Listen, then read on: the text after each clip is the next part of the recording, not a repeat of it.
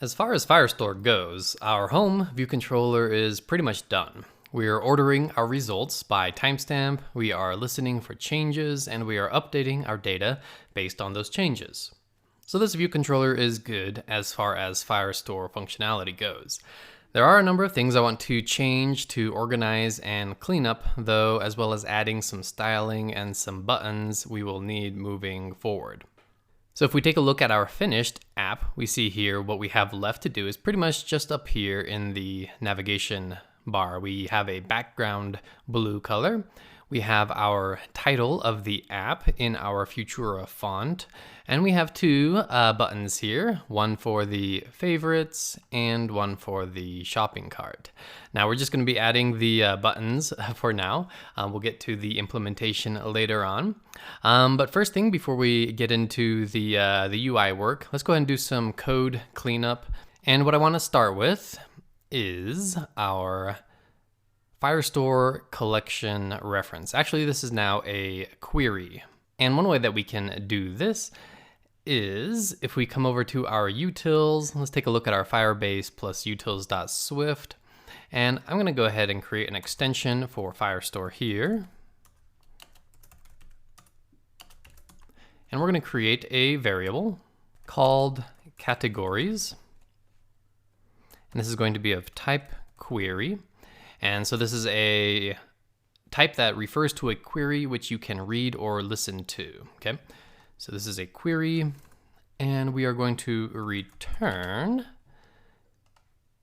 this right here. So you can just copy this collection.orderBy. So we're getting our collection reference and query.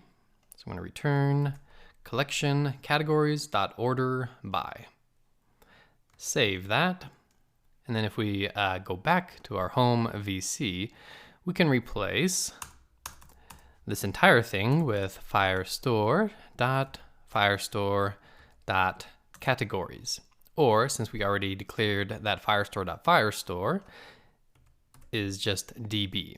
So that really cleans this up and makes this look a lot nicer. So we just have db.categories.addSnapshotListener. And this makes this query reference reusable too. We can use this from any of our other view controllers if we need to query the categories. Next, I'm going to go ahead and move our 3 document change functions out of here and down into our collection view extension. So I'm just going to paste those right there. I think that's a good place for them. And then let's come up here to our view.did.load. And let's clean up some of this logic. If it makes sense to group view.did.load logic into smaller functions, I like to do that. So right now we have 3 lines here for the collection view. So I'm going to create a function called funcSetupCollectionView. And I'm going to take those lines and cut them and paste them right here. And then don't forget to call that function after you extract it into a method. And then let's do one for this anonymous authorization initialization. So I'm going to say a new function here, call this funcSetupInitialAnonymous user.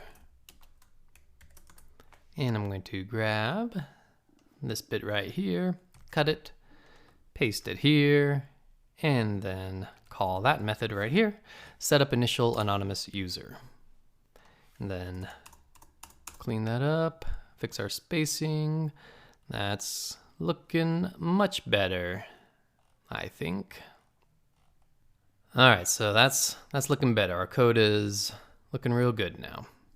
All right, let's take a look real quick again at our app here.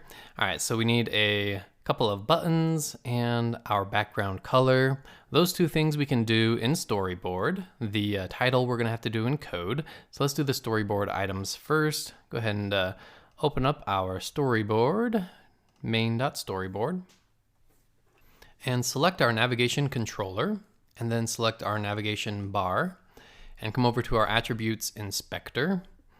And we're going to change our bar tint to our dark blue color right here, and then our tint down here to white. And this should update after we run it, or maybe leave the storyboard and come back to it. There we go. We can see that this is white. The storyboard is just not updating quite yet, but that's okay. Next up, we need a couple of UI bar button up here for our, I'm in the, let me see if I can grab the finished one. We have our favorites button and then our shopping cart up here in the top right. So I'm gonna open up our object library, search for UI bar button item. Just gonna drop one in here, and there our tint has kicked in finally, and then a second one right here. All right, and then, so this is gonna be our shopping cart one right here in the top right.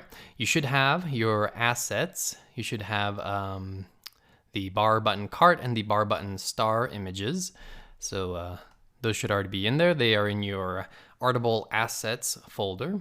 And we are going to delete the title and set an image right here. So this image is going to be, what was it? Bar button cart. There we go. So there's our shopping cart. And then for our favorites, we're going to delete the title and set the image to bar button star. There we go. All right, so let's save that and run it and see how that looks. And that's looking pretty good. So now all we need left is the title. So to do that, we need to do that in code. We can set the title here. So I'm going to say Artable. Okay, so this is in the HomeVC in the navigation item title in the attributes inspector right here. So we can set the title, but you'll see that we can't change the font color. We can't change the font. We can't even do that over here in the navigation bar. It seems like we might be able to. We have right here title text attributes, but if you click here, you'll see that we can't actually select a font family. We're only able to change the style. So we want this to match the rest of our app. So we want this to be white and in Futura. So what we're gonna do is we need to do this in code. So let's go back to our HomeVC.swift file. And I'm gonna create a new function called func setup navigation bar. And what we need to do is we need to access and modify the navigation bar's title text attributes. Okay, so the way to do that is we say navigation controller dot navigation bar dot title text attributes. And it says here these are the display attributes for the bar's title text. And we need to pass in an array of ns attributed string dot keys. Okay. And so that is going to look like this. We have an array, and inside of that array, we pass in ns attributed string dot key dot, and then we have a number of attributes that we can set. The first one that we want is the foreground color, and we give it the value of UI color dot white. Okay, so let's save that and run it.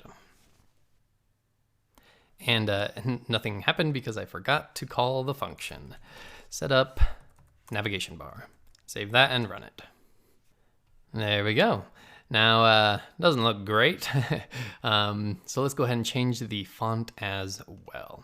So to do that, let's go ahead and create a font variable. I'm going to say guard let font. And the way to create a font is we just say UI font, then we initialize it with a name and a size.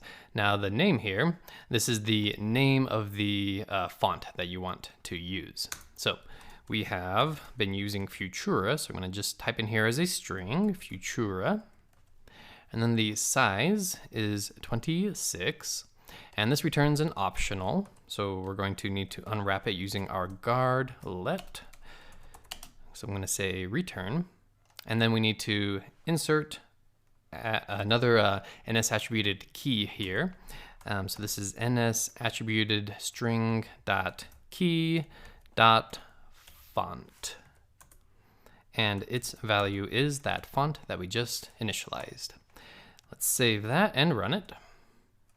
And there we go. That looks much better. Very nice. All right, so this is me coming to you from the future. This is the day after I recorded this, and a student pointed out to me that there is, in fact, a way to change the font and the font color of the navigation bar title in Storyboard. So thank you, David, for correcting me on this. So we're gonna go ahead and show you how to do that in Storyboard now as well.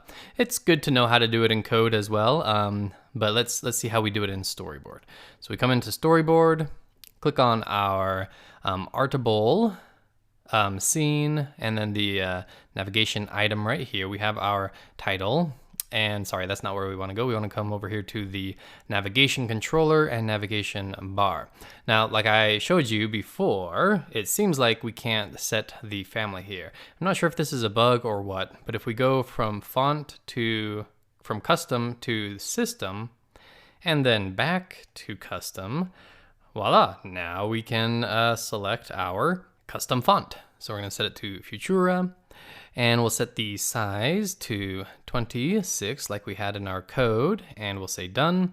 And then we can change the color to white. And that's probably not going to update until we do some other stuff. But let's go ahead and save this. Let's go back to our HomeVC, and just to make sure that it's working from the storyboard, I'm going to comment out the setup navigation bar and run this. Okay, so the text didn't work. Let's check that out in Storyboard again. Oh, I changed the wrong one. We want to change this one right here, title color to white, and try that again. There we go. Yeah, I like it. All right, so that pretty much completes our home view controller. Now we can move on to the rest of our app. We can start in on the products, the favorites, the shopping cart, and the admin apps after this, all right? Hope you're excited for that, and I will see you in the next one.